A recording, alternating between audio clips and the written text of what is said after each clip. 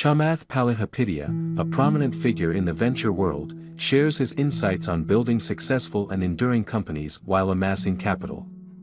He emphasizes the importance of being slow and methodical in tackling hard problems and disconnecting from social apps to maintain focus and motivation. Slow and steady against hard problems. Start by turning off your social apps and giving your brain a break. Because then you will at least be a little bit more motivated to not be motivated by what everybody else fucking thinks about you.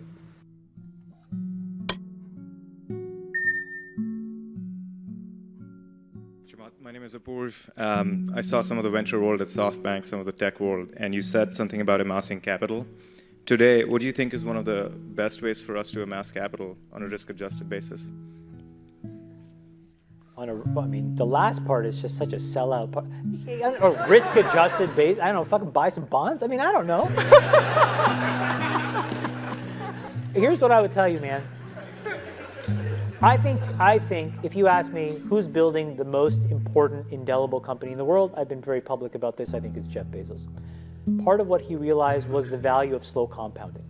So here's my little theory about company value creation. The faster you build it, that is the half-life. It will get destroyed in the same amount of time. And so when you think about a lot of like social businesses, that's played out. And when you see sort of like the top, so like, you know, does it take 8, 9, 10 years to build a really great consumer business? It'll take 8, 9, 10, 12 years to destroy it.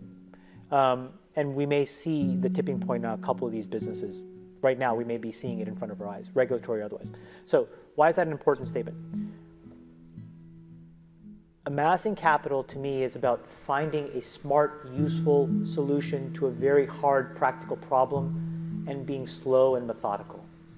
And again, this is what I'm saying. You have to rewire your brain for that to be okay. How do you, in year 2 or year 5, come back to this room for your, what is it called when you get reunion? Chamath Palihapitiya emphasizes the importance of taking a deliberate and steady approach when facing challenging problems. He suggests starting by disconnecting from distractions like social apps to give your brain a break and increase motivation by not being overly influenced by others' opinions. He mentions witnessing the venture and tech world and questions the best way to amass capital on a risk-adjusted basis. He then shares his view on company value creation, drawing on Jeff Bezos as an example. He proposes that fast growth leads to a shorter half-life for a company's value, as it can be equally swiftly destroyed. He highlights the significance of slow, methodical progress in building and preserving a business, stating that it takes several years to construct something valuable but also a similar amount of time to dismantle it. He suggests that this philosophy applies to businesses, especially consumer-oriented ones, and notes that regulatory challenges can accelerate the destruction of value. And say I'm still working on the same thing, and when somebody says, and how's it going, you have the courage to say, it's hard. I haven't figured it out yet, I don't know.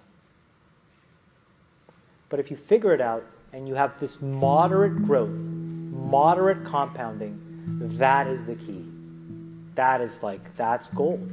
You know, I look at like our returns, and it's so funny, because it's like, you can get so enthralled by IRRs in our business.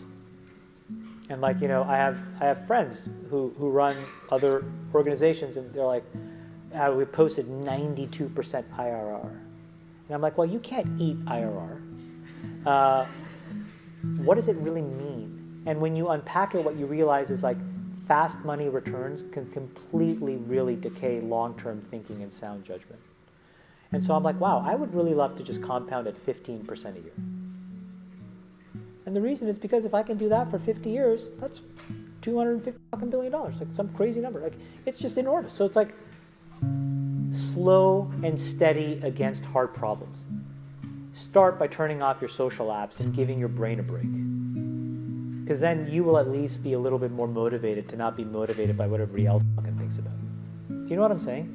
It's hard. Think about how all this stuff plays together. How does trying to get, you know, posting your fucking waffles online relate to me starting a business and accumulating capital? This is wiring your brain for super fast feedback. It's the same brain you're using to build a company. don't think they're not the same. Do you know what I'm saying? No? Yes? No? Yes! Yes, right? You have one brain.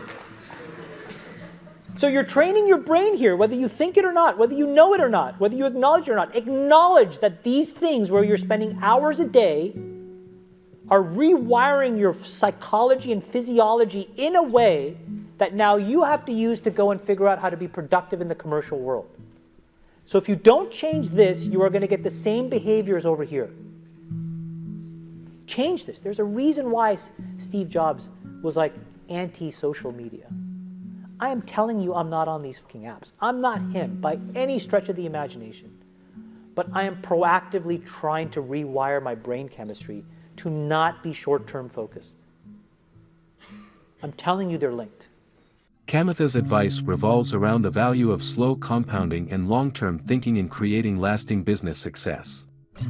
He highlights the need to rewire our brains for productivity and sound judgment by avoiding distractions and short-term feedback from social media. By adopting a disciplined approach, entrepreneurs can build indelible companies and achieve significant capital growth over time.